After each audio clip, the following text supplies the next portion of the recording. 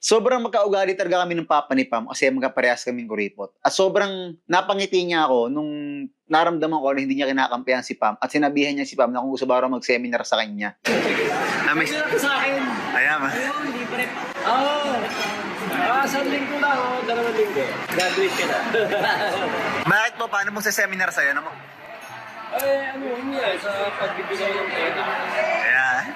Maayos sa pagbibitaw ng pera. Ayan. Ano ako rin ng labas-labas na ganyan.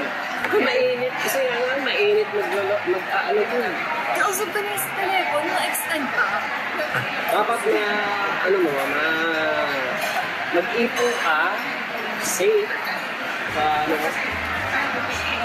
abangan ko. Wala akong bagong damit.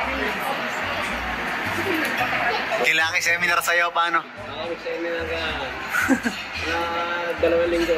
2 linggo. Kanina 1 linggo lang. 2 linggo pa. Hanggang mag-aakay ka. So, yung bulong internet, pagpakita ko pa naman sa yung sinapin ko para lalong high blood papa ko. Grabe pa, sa isang araw. Ano, no?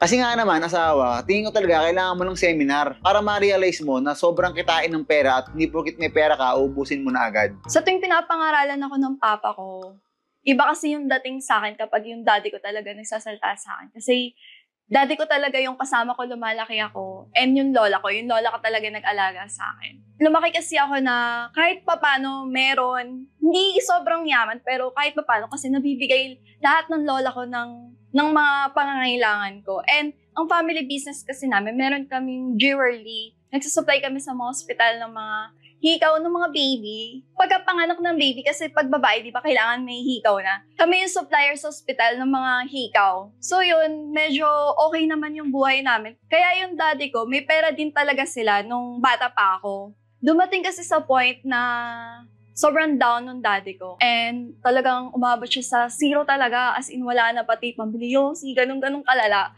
Kaya naranasan niya yung walang-walang pera talaga. Tapos lahat ng tao, lahat ng pamilya mo, galit sa'yo. Kasi, yun, pasaway ka, wala kang ano.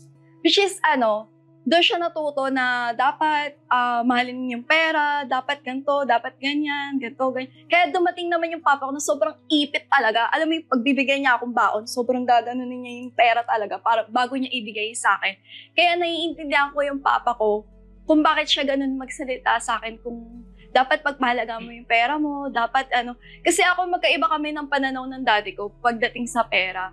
Kasi ako yung klase ng tao na parang kikitain ko din yan bukas. Parang i-enjoy ko yung everyday, yung moment. Paano what if bukas wala ka na, diba? Hindi mo naman madadala yung pera sa hukay. Kaya gusto ko laging masaya. Gusto ko laging kumakain ng masarap, laging umaalis. Basta gusto ko masaya lagi. Kaya ganun siguro ako. Naiiyak ako.